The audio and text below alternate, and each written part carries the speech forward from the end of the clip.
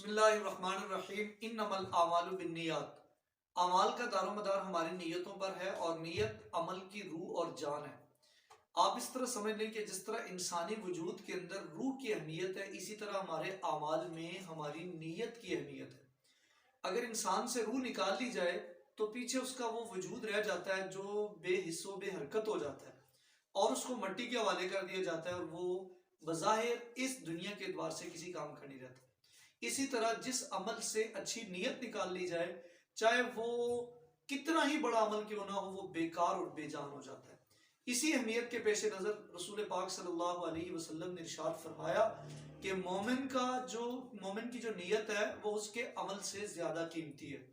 اور جب انسان اچھی نیت رکھتا ہے تو اس کا کھوٹا سکہ بھی چل جاتا ہے، اور جب انسان کی نیت بری ہو تو انسان کے بڑے بڑے جو اس کے گودام ہیں وہ خالی ہو جاتے ہیں۔ میرا کہنے کا مقصد یہ ہے کہ چھوٹے اعمال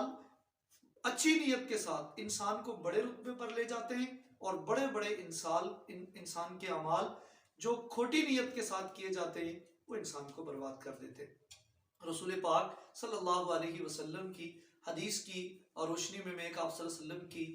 زندگی مبارک سے آپ کے سامنے ایک واقعہ شیئر کرتا ہوں۔ نبی پاک صلی اللہ علیہ وسلم کے سامنے بنی اسرائیل کی ایک ایسی عورت کا ذکر کیا گیا کہ جس نے ایک پیاسے کتے کو، ایک پیاسے جانور کو اس نے پانی پلایا، اس پر رحم کیا۔ نیت اچھی تھی، ایک جاندار کے ساتھ اچھائی کرنا تھی۔ اب یہ پانی پلانا اتنا کوئی بڑا عمل تو نہیں تھا، لیکن نبی پاک صلی اللہ علیہ وسلم نے فرمایا کہ اس گناہگار عورت کی اللہ نے اچھی نیت کی وجہ سے اس چھوٹے عمل پر بخشش کر دی۔ تو مجھے اور آپ کو بھی یہ چاہیے کہ اب اعمال بے شک چھوٹے کریں لیکن اچھی نیت کے ساتھ کریں۔ انسان کو چھوٹا عمل ہو، بسا اوقات وہ چھوٹا عمل بھی جنت دلا دیتا ہے۔ اور میں آپ کو ایک ایسی بات بتاتا ہوں کہ انسان کو بسا اوقات 2 روٹیاں بھی اللہ کے ہاں جنت دلا دیتی ہے۔ بڑے گوداموں کی، بڑے صدقہ خیرات کی، حج کی بات نہیں کر رہا ہوں، 2 روٹیاں بھی انسان کو جنت میں پہنچا دیتی ہیں۔ اور وہ میں نبی پاک صلی اللہ علیہ وسلم کی زندگی سے آپ کے ساتھ شیئر کرنے لگا ہوں۔ آقا علیہ السلام کے مہمان آئے تو آپ صلی اللہ علیہ وسلم کے پاس مہمان آتے رہتے تھے۔ آپ کی عادت مبارکہ تھی کہ آپ نماز کے بعد پوچھ لیا کرتے تھے صحابہ کرام سے کہ بھائی آج میرے مہمان کو کون اپنے ساتھ لے کر جائے گا۔ ایک صحابی فرماتے ہیں کہ میں نے ہمت کی اور میں نے کہا یا رسول اللہ صلی اللہ علیہ وسلم میں آپ کے اس مہمان کو اپنے ساتھ لے کے جاؤں گا۔ جب گھر لے کر گیا تو بیوی کو جا کر بتایا کہ یہ اللہ کے نبی صلی اللہ علیہ وسلم کے مہمان ہیں، رات ہمارے پاس گزاریں گے تو کھانے پینے کے لیے ہے کچھ۔ تو عرض کرنے لگی کہ 2 روٹیاں ہیں، ایک آپ کے حصے کی ہے اور ایک میرے حصے کی ہے، اس کے علاوہ گھر میں کچھ بھی نہیں ہے۔ اچھا پھر ساتھ تسلی دی۔ قربان جائیں کیسی زبردست تربیت تھی ان کی۔ کہنے لگی کہ آپ پریشان مت ہوں، آپ ایسا کرنا، مجھے کچھ زیادہ بھوک نہیں ہے، آپ اپنے حصے کی روٹی کھا لینا، میرے حصے کی روٹی مہمان کو دے دیں، اور اس طرح مہمان کا کھانا بھی ہو جائے گا اور ہماری پریشانی بھی کم ہو جائے گی۔ وہ صحابی کہنے لگے تب پردے کا حکم نازل نہیں ہوا تھا، اور آج کل کی جس طرح سے یا لائٹیں ہیں، بجلی کا معاملہ ہے، تب ایسا نہیں ہوتا تھا، دیا جلا کر جو ہے وہ روشنی حاصل کی جاتی تھی۔ تو وہ صحابی فرمانے لگے اپنی بیوی سے کہ آپ ایسا کرنا کہ ہمارے سامنے کھانا رکھ دینا، اور جب ہم کھانا کھانے لگیں تو آپ وہ جو اس کی روشنی کے چراغ کی جو داغا ہے، جلتا ہے، اس چراغ کو ٹھیک کرنے کے بہانے اس کو بجھا دینا، اور میں مہمان کو یہ محسوس کرواتا رہوں گا کہ میں اس کے ساتھ کھانا کھا رہا ہوں، تاکہ وہ یہ سمجھے کہ وہ میرے ساتھ کھانا، میں ان کے ساتھ کھانا کھا رہا ہوں، اور وہ میرے سمجھنے کے ساتھ ساتھ اپنا کھانا جاری رکھے۔ میں بھی کھانا نہیں کھاؤں گا، آپ بھی صبر کر لینا، تاکہ وہ ہم دونوں کے حصے کی جو 2 روٹی ہیں وہ کھا کے وہ سیر ہو جائیں اچھی طرح۔ اور ایسا ہی کیا۔ اب صبح جب یہ صحابی اللہ کے نبی صلی اللہ علیہ وسلم کے پاس آپ کے مہمان کو لے کر آیا تو نبی پاک صلی اللہ علیہ وسلم نے پوچھا کہ آپ نے رات کو کیا عمل کیا؟ تو کہنے لگے میں تو ڈر گیا۔ ڈر اس بات پہ گیا کہ اتنی بڑی ہستی کے ہاتھ سے مہمان کو لے آیا، اور وہ اتنی بڑی جو ذات کے مہمان ہیں ان کی جو خدمت ہے اس کا تقاضا بھی بہت بڑا ہے، اور میرے گھر میں تو ایسا کچھ تھا بھی نہیں۔ میں ڈر گیا اپنی جگہ پہ، لیکن کہتے ہیں کہ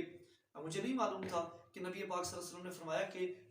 آپ نے رات کو ایسا کون سا عمل کیا ہے جس کی وجہ سے اللہ نے آسمان سے جبرائیل کو میرے پاس بھیج دیا۔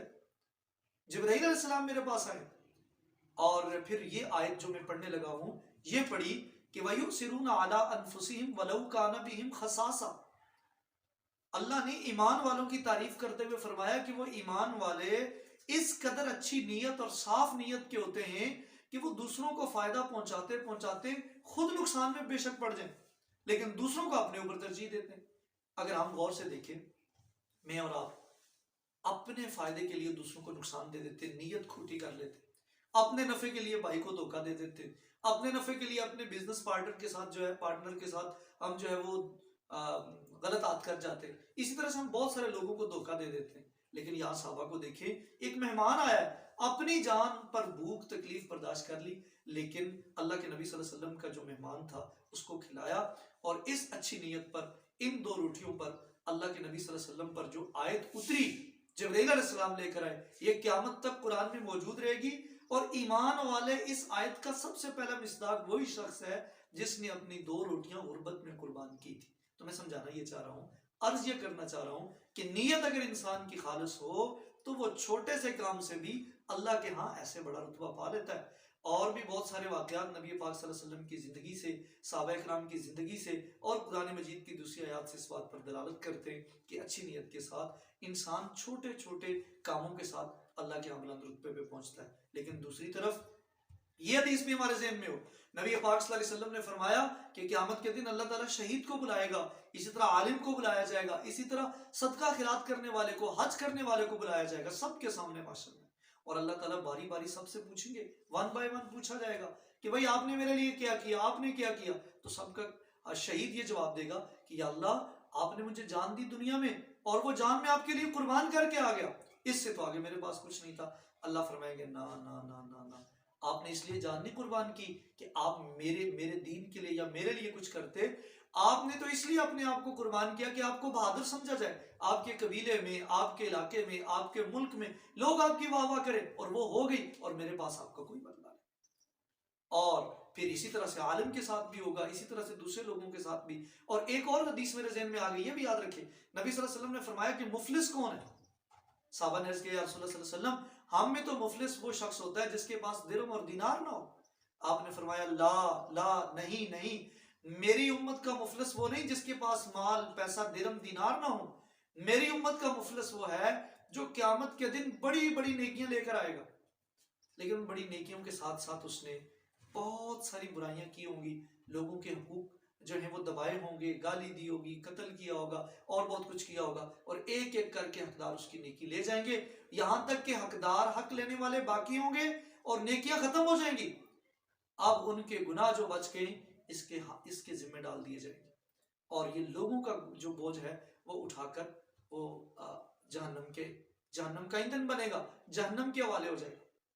سوچنے کی بات یہ تھی، نیکیاں تو اس نے کی، لیکن دوسروں کے بارے میں جب نیت میں کھوٹ رہا، کسی کو گالی دے دی، کسی کو کچھ برا بھلا کہا، تو آپ نے دیکھا کہ نیکیوں کا ڈھیر ہو کر بھی بندہ جہنم کا ایندھن بنا ہے۔ اللہ تعالیٰ مجھے اور آپ کو تمام اعمال اخلاص نیت کے ساتھ کرنے کی توفیق نصیب فرمائے۔